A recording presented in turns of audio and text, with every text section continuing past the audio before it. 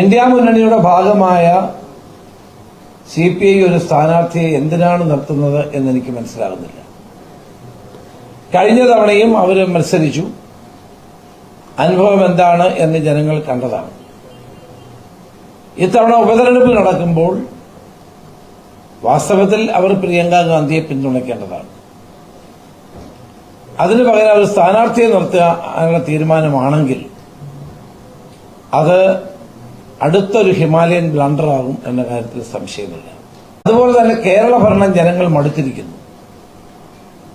കേരളത്തിലെ ജനവിരുദ്ധമായ സർക്കാരിനെതിരെയുള്ള വോട്ടായി കൂടി നമ്മൾ ഇതിനെ കാണണം.